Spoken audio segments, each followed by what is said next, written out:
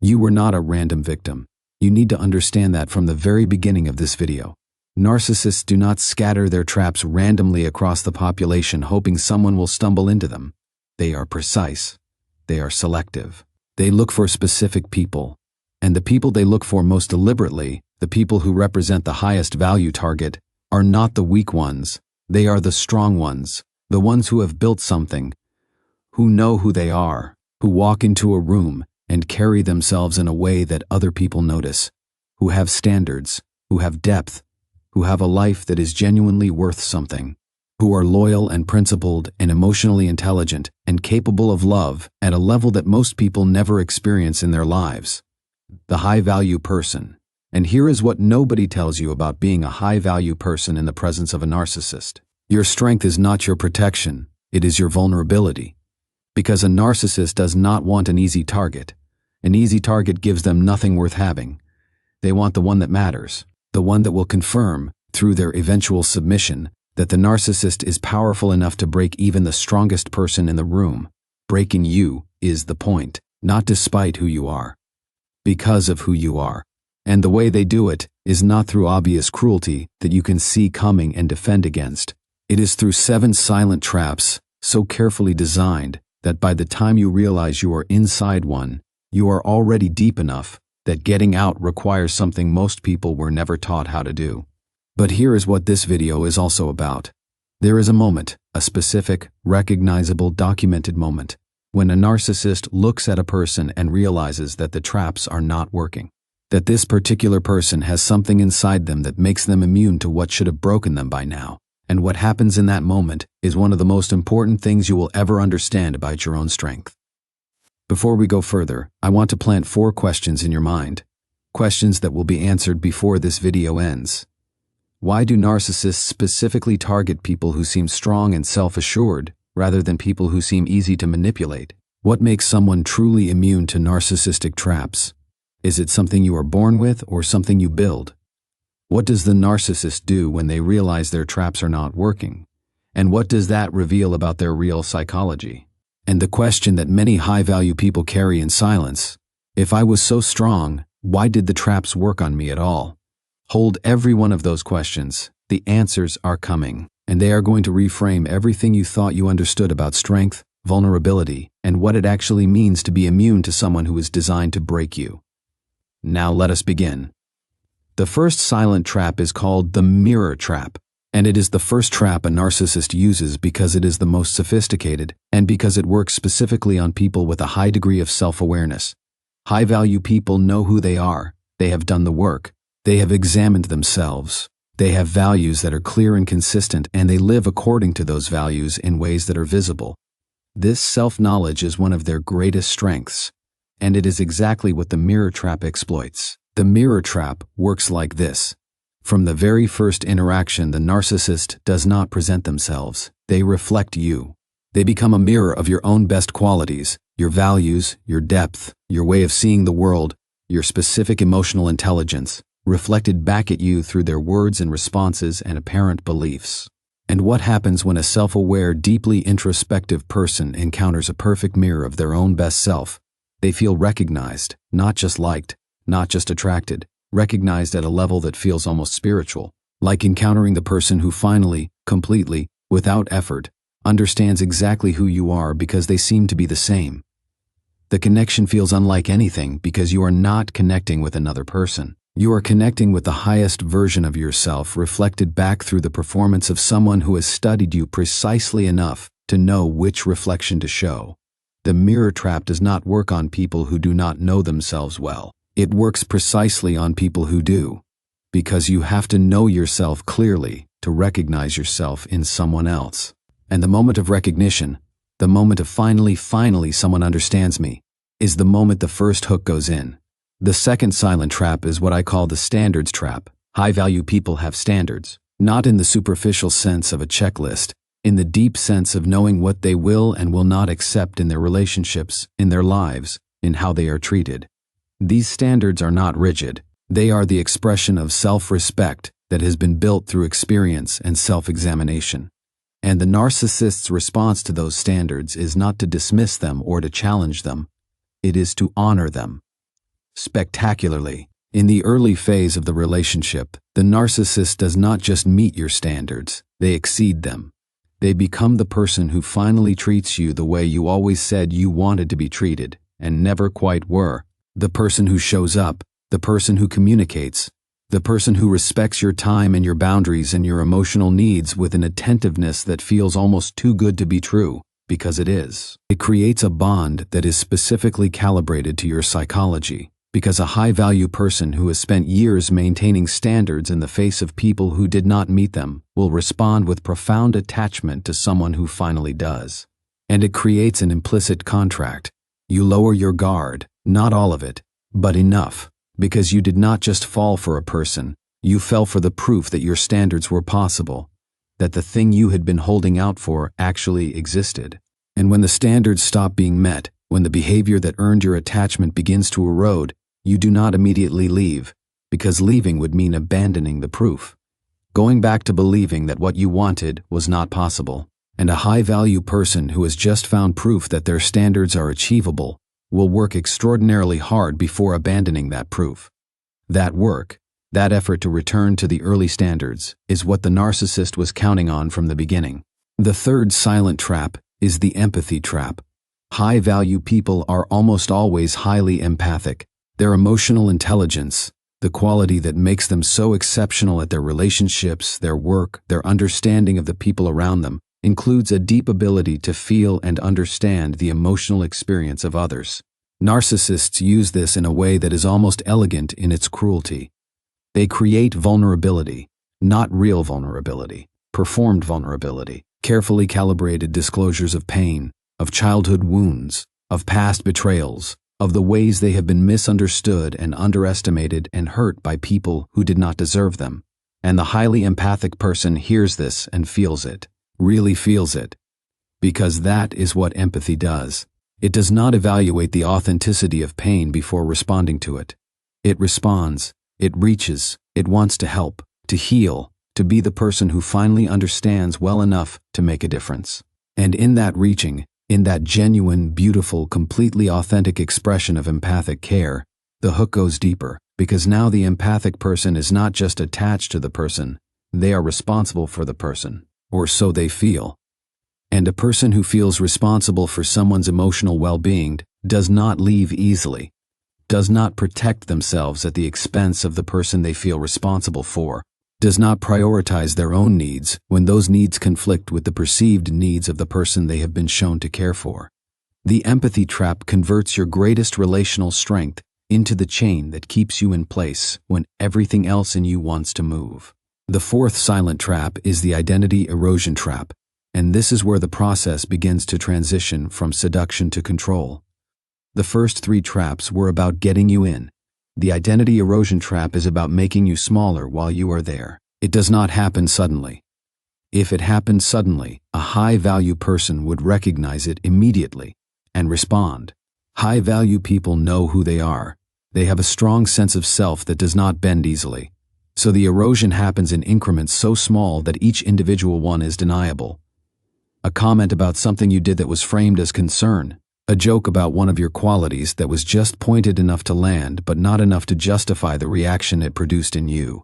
A comparison to someone else that was casual and brief and left you with a faint unease you could not quite justify. A moment of withholding approval for something you did well that you would not have noticed, except that you notice everything.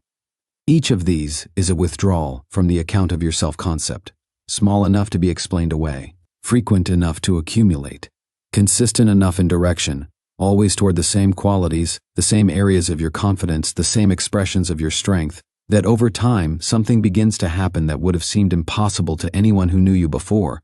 You start to doubt, not dramatically, not obviously, but in the quiet, private, 3 a.m. way that high-value people rarely speak about because it contradicts the image of strength they are supposed to embody. You start to wonder if the qualities you were most certain about are actually flaws in disguise, if the standards you held were actually arrogance, if the confidence you carried was actually fragility, if the self you built so carefully is actually the problem. The identity erosion trap works precisely on high-value people because high-value people are self-reflective enough to take criticism seriously. They do not dismiss feedback automatically.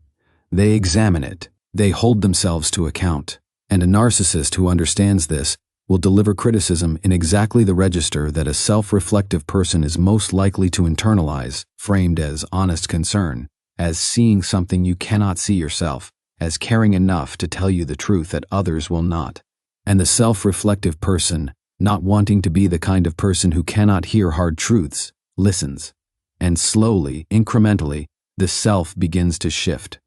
Not towards something better, towards something smaller. The fifth silent trap is the isolation trap. High-value people have lives, rich, full, meaningful lives, friendships that matter, work that fulfills, family connections that ground them, communities that reflect back to them who they are and what they are worth. All of these connections are threats to the narcissist project of rewriting who you are. Because every time you spend time with people who knew you before, people who see the version of you that existed before the erosion began, there is a risk. The risk that they will notice the change, that they will say something that interrupts the narrative, that you will remember, in their company, who you were before you started to doubt it. So the isolation happens. And like everything else in this process, it happens in ways that are too quiet to defend against directly. He needs you. He is uncomfortable with that friend. He does not trust that colleague. Your family does not understand what you have together. The people in your life are pulling you away from what is real between you. The relationship needs to be protected. He needs more of your time, more of your presence, more of your focus on him and less on everything and everyone else. And a high-value person who is empathic and who feels responsible for this person they love gives it, not all at once, in the same incremental way that everything in this process moves. Until one day, you look up from the relationship and notice that the landscape of your life has changed in ways you cannot quite account for. That the people who knew you best are somehow less present. That the mirrors that used to reflect you back to yourself have been quietly removed and replaced with the one mirror that remains, his, and you cannot see yourself clearly anymore except through his reflection, which is exactly where he needs you to be. The sixth silent trap is the unpredictability trap. We have talked in previous videos about intermittent reinforcement, the psychological mechanism by which unpredictable rewards create stronger behavioral conditioning than consistent ones. But I want to talk about it specifically in the context of high-value people, because the way it operates in them is slightly different and slightly more devastating. High-value people are generally people who have developed a high tolerance for difficulty. They have been through things. They have survived challenges that would have stopped other people. They are not easily discouraged. They do not give up quickly. These qualities are what make them high value, and in the context of the unpredictability trap, these same qualities work against them. Because when the warmth becomes unpredictable, when the relationship that was so extraordinary begins to cycle between closeness and coldness, between validation and criticism, between the best they have ever felt and the worst, a high-value person does not interpret this as a reason to leave. They interpret it as a problem to solve, a challenge to meet, a pattern to understand, a dynamic that, with enough intelligence and effort and emotional investment, can be stabilized. High-value people are extraordinary problem solvers, and the unpredictability trap converts the relationship into a problem that perfectly matches their skill set. Complex, emotionally significant, requiring sustained intelligent effort, with occasional rewards that confirm that the effort is not wasted. They stay not despite their strength. Because of it. The problem-solving drive that makes them exceptional in every other area of their life makes them exceptionally difficult to extract from a relationship that presents itself as a problem worth solving. And the narcissist knows this. The seventh silent trap is the reframing trap. And this is the trap that holds everything else in place. Because by this point in the process, by the point at which the mirror trap has created the bond, the standards trap has created the investment, the empathy trap has created the responsibility, the identity erosion has created the doubt, the isolation has created the dependency, and the unpredictability has created the compulsion. The high-value person still knows somewhere that something is wrong. They are too intelligent not to know. The reframing trap is what is used to explain that knowing in a way that keeps them in place. Their knowledge that something is wrong is reframed as their wound, as their abandonment issues, as their trust issues, as the damage from their past that makes it hard for them to believe that someone genuinely loves them. as their tendency to self-sabotage when things are going well, as the exact psychological explanation for why they cannot trust what is right in front of them. The narcissist does not deny that the high-value person is perceptive. They redirect that perception. They say, yes, you are sensing something real, but what you are sensing is inside you, not inside me. And the highly self-reflective, psychologically sophisticated high-value person who has done enough therapy and enough introspective work to know that their past does affect their present, considers this possibility seriously. Because they have been taught to. Because taking responsibility for their own psychology is one of the qualities that makes them high value. And the reframing trap uses that quality to keep them questioning themselves instead of questioning him. This is the most sophisticated of the 7 traps because it uses the person's greatest psychological asset, their willingness to examine themselves honestly, against them, and it works until something happens that breaks through it. Until the moment the high-value person encounters information, or an experience, or a level of clarity that cannot be reframed away. And this brings us to the most important part of this video, the moment the narcissist realizes they are losing. Because there is a moment, a specific, recognizable moment in every relationship between a narcissist and a high-value person when the narcissist looks at what they are dealing with and understands that the traps are not holding the way they should, that this person keeps finding their way back to themselves despite the erosion, that the self-concept they have been working to diminish keeps reconstituting, that the isolation has not fully severed the inner compass, that the reframing is not landing the way it used to, that the person who was supposed to be broken by now is somehow still, infuriatingly, inexplicably, intact. This moment is preceded by signs that survivors of these relationships often recognize in retrospect. The criticism becomes sharper. The unpredictability becomes more extreme. The reframing becomes more insistent. The efforts to isolate become more urgent. There is a quality of desperation underneath the behavior that was not there in the beginning, a pressing harder on the traps that are not working, as if more pressure will produce the result that moderate pressure did not. This escalation is not strength. It is the narcissist's response to the threat of losing control. And what makes someone immune, what produces this specific reaction in a narcissist who encounters it, is something that cannot be fully installed from the outside. It is a self that has a root system deep enough that it cannot be fully uprooted. Not a self without wounds, not a self without the capacity to doubt, not a self that is immune to the love bombing or invulnerable to the empathy trap, but a self that keeps returning, that has some connection to its own truth that survives the erosion, that knows in the place beneath the doubt what it knows. And that knowing, that persistent, quiet, impossible to fully extinguish sense of one's own reality, is what the narcissist cannot overcome, because all 7 traps depend on the target eventually losing access to themselves. And the person who cannot fully lose access to themselves, who keeps finding their way back even after the most sustained and sophisticated erosion, is the person the traps cannot hold. You may have felt every one of the 7 traps close around you. You may have experienced the mirror and believed it. You may have lowered your guard at the standards and invested completely. You may have felt the responsibility of the empathy trap and stayed long past when you should have left. You may have heard the identity erosion and doubted yourself in ways that still make you grieve. You may have watched the isolation happen and not fully understood what was happening until the landscape had already changed. You may have stayed through the unpredictability trying to solve the problem. You may have internalized the reframing and questioned your own reality for months or years, and you still found your way here, still asking questions, still trying to understand, still reaching for the truth of what happened. That reaching is the immunity, not the absence of being caught in the traps. The refusal to let the traps be the final word. Now I promised you 4 answers to the 4 questions I planted at the beginning. Here they are. The first question was, why do narcissists specifically target people who seem strong and self-assured rather than people who seem easy to manipulate? Because easy targets produce easy wins, and easy wins do not provide what the narcissist is actually seeking. What they are seeking, at the deepest level of their psychology, is confirmation that they are powerful enough to break even the strongest. The high-value person is the prize precisely because they are not easy. Because breaking them, or appearing to break them, would confirm a level of power that no easy target could confirm. There is also a practical dimension. High-value people have more to offer in terms of supply. Their admiration is worth more, their investment is deeper, their loyalty once secured is stronger.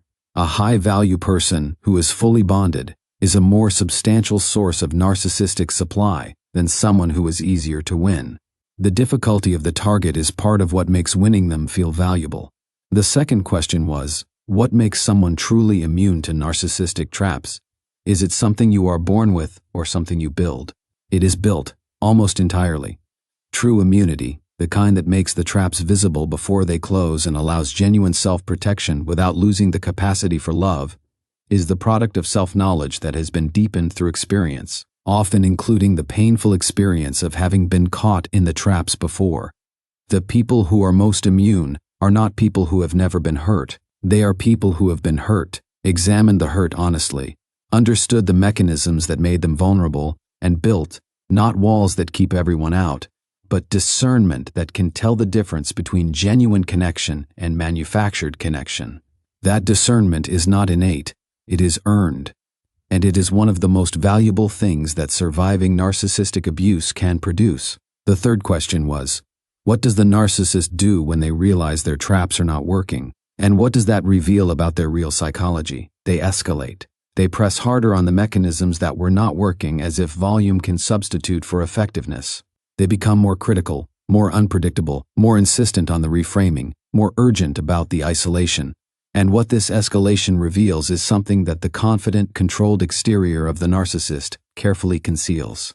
It reveals the terror underneath, the profound foundational terror of someone who has built an entire identity on their ability to control others, discovering that their control is not as absolute as they needed it to be. The escalation is not power, it is panic. And recognizing it as panic, understanding that the person who seems so in control is in that moment actually terrified, is one of the most quietly powerful realizations a survivor can have. The fourth question, if I was so strong, why did the traps work on me at all? Because the traps were not designed for weak people. They were designed specifically for strong ones.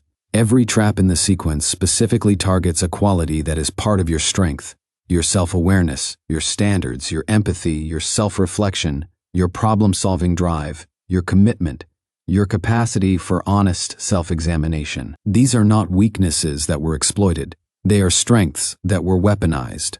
The mirror trap works because you know yourself. The standards trap works because you have standards worth meeting. The empathy trap works because you genuinely feel. The reframing trap works because you genuinely examine yourself. These traps did not work because something was wrong with you. They worked because everything was right with you. And a predator who had learned through practice how to convert strength into vulnerability found in you exactly the qualities their method was designed for. That is not your failure. That is a testament to who you are, and it is also the beginning of your immunity, because now you know the traps by name, and what you can name, you can refuse. Let me leave you with this. The 7 silent traps are sophisticated. They were designed by a psychology that has been practicing them, consciously or not, for a lifetime. They close quietly. They feel like love while they are closing, and they work most effectively on the people who are most worth targeting. But they have a weakness. They depend on you eventually losing access to yourself, and you have not. The fact that you are here, watching this, learning the names of what was done to you, refusing to let the experience be something that happened to you without your understanding of how and why, means the most important trap never fully closed. You did not lose yourself. You were separated from yourself temporarily, and the distance between those two things is the distance between someone who is broken and someone who is becoming immune. You are becoming immune, not by becoming harder, by becoming clearer. And clarity, once it arrives, is one of the most permanent things a person can possess.